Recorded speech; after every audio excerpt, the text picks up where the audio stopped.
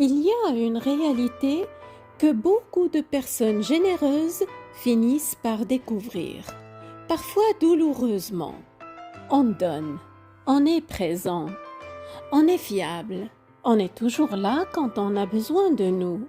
Et puis un jour, on réalise que notre présence n'est plus appréciée, elle est attendue, que notre générosité n'est plus reconnue, elle est prise pour acquise.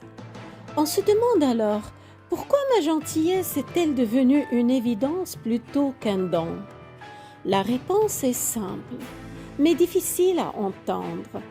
À force d'être toujours disponible, ce que l'on donne cesse d'être pleinement apprécié. Les limites rappellent que cette disponibilité reste un choix et non une évidence. Ce n'est pas une stratégie de séduction. Ce n'est pas une technique pour se faire désirer. C'est un mécanisme relationnel. Un mécanisme qui, lorsqu'il n'est pas compris, peut nous épuiser à donner sans recevoir, à être présent sans être vu, à exister sans être reconnu. Il y a une différence entre se rendre rare comme stratégie de séduction et poser des limites comme acte de respect de soi. La première est tournée vers l'extérieur, produire un effet sur l'autre. La seconde est tournée vers l'intérieur, préserver son intégrité. Et justement, aujourd'hui dans les élans du cœur, nous allons parler de ce glissement, de ce moment où un geste libre devient un acquis, où la disponibilité cesse d'être un choix pour devenir une attente. Je suis Fatem Zahra Alami. Je mets en lumière ces dynamiques où l'on donne trop, où l'on s'oublie, où l'on finit par ne plus être reconnu à force d'être toujours là. Parce que poser des limites, ce n'est pas se faire rare, c'est se respecter.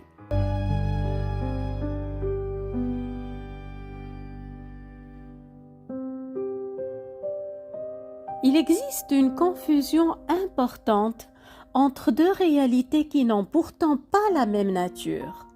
La première, c'est l'idée de se rendre moins accessible comme technique pour influencer le regard de l'autre.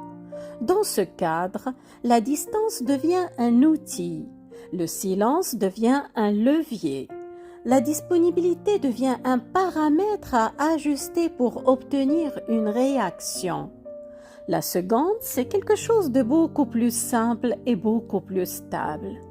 Poser des limites. Poser des limites, ce n'est pas organiser sa présence pour produire un effet. Ce n'est pas chercher à créer du manque. Ce n'est pas une stratégie de positionnement dans la relation. C'est une manière de rester cohérent avec soi-même dans le lien. C'est définir ce qui est juste, supportable, possible, sans se perdre dans la dynamique de l'autre. C'est garder une certaine autonomie pour respecter sa vie personnelle, structurée, indépendante de la relation. Car une relation sécure ne se construit pas sur un vide à combler. Et cette différence change complètement la nature de ce qui se joue.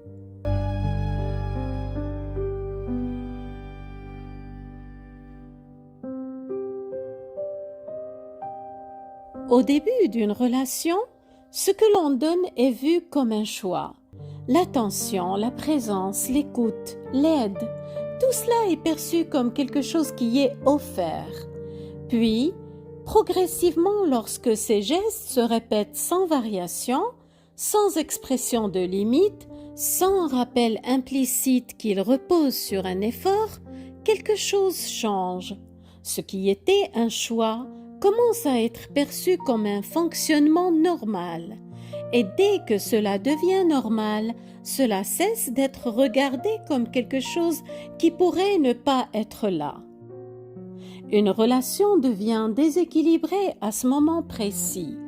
Le moment où l'un continue à donner par choix, tandis que l'autre commence à recevoir par habitude. Ce qui était un geste libre devient une attente. Ce qui était un choix devient une habitude. Ce qui était une générosité devient un acquis. L'autre ne se rend plus compte que vous êtes là par choix. Il s'habitue à votre présence. Il la tient pour acquise. Et à force, il cesse de la voir. Ce n'est pas de la méchanceté. C'est un mécanisme humain. La disponibilité permanente finit par banaliser ce qu'elle offre. Et ce que l'on donne cesse d'être pleinement apprécié. Mais ce mécanisme, s'il n'est pas compris, peut être douloureux, parce que plus on donne, et de moins en moins on reçoit de reconnaissance.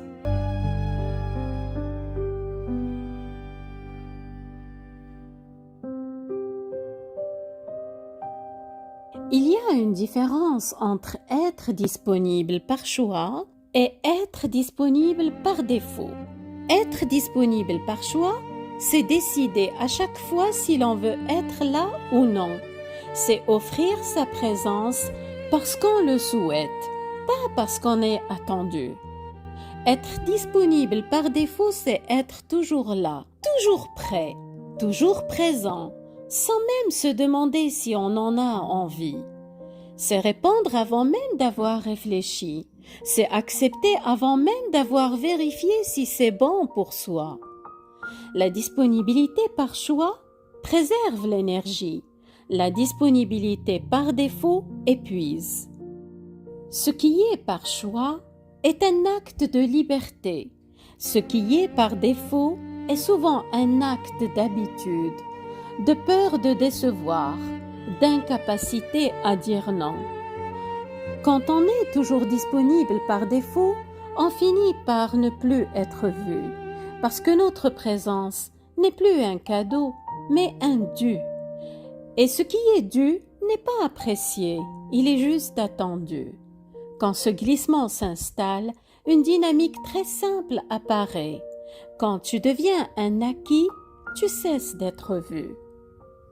Non pas parce que tu disparais, mais parce que ton choix de rester présent n'est plus perçu comme un choix, mais comme un devoir.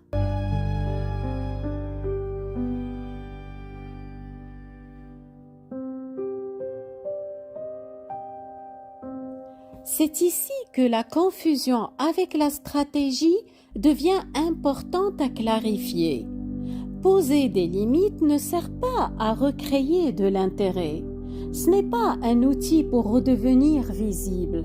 Ce n'est pas une technique pour rééquilibrer une dynamique par effet de manque. Les limites ont une autre fonction. Elles maintiennent visible une réalité simple. Ce qui est donné reste un choix. Elles empêchent que le don se transforme en automatisme perçu comme un dû.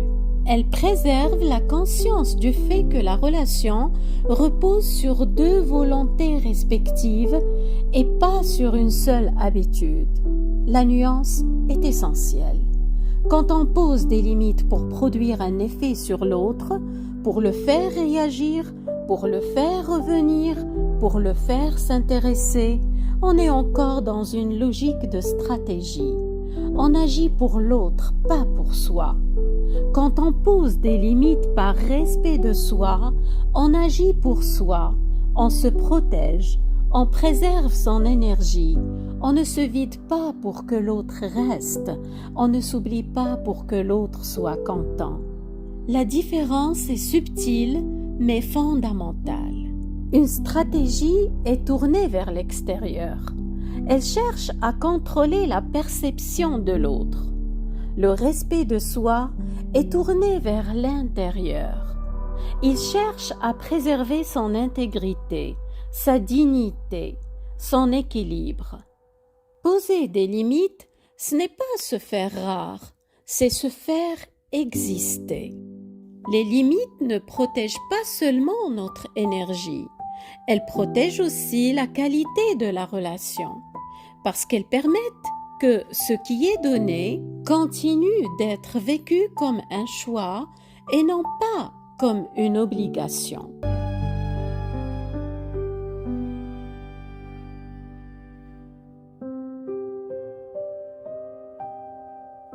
Quand on commence à poser des limites, les relations deviennent plus lisibles. Les personnes qui nous apprécient vraiment s'ajustent généralement à nos limites parce qu'elles respectent la relation autant que nous. En revanche, celles qui étaient surtout attachées à ce qu'elles recevaient de nous peuvent vivre ce changement avec difficulté parce que la relation ne répond plus aux mêmes attentes. Elles sont là pour ce qu'elles reçoivent, pas pour nous. Peut-être pour combler un vide ou pour avoir une certaine régulation émotionnelle interne. Peu importe, les limites ne sont pas un mur pour éloigner les gens. Elles sont un filtre.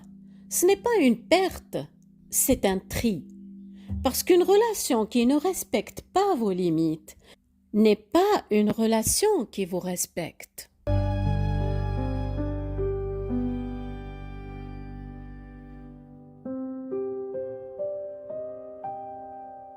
Être toujours disponible, toujours présent, toujours prêt à aider a un coût invisible mais bien réel.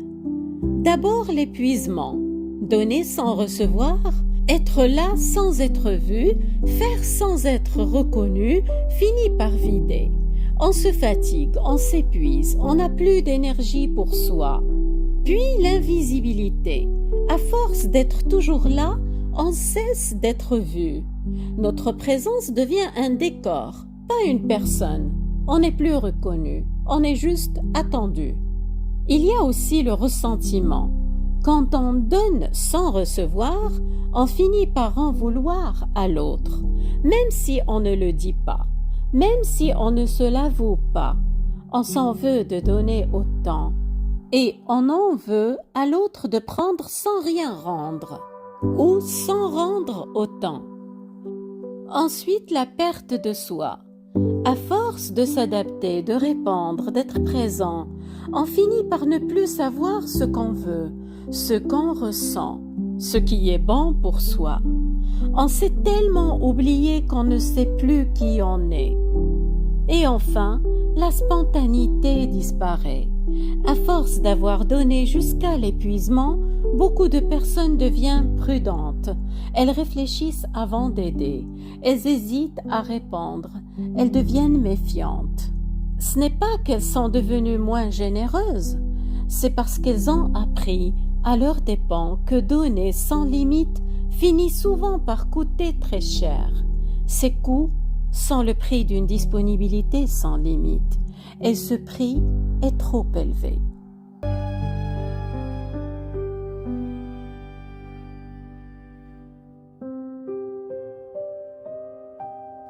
Ce que ce mécanisme révèle, ce n'est pas une règle de séduction, c'est une structure relationnelle.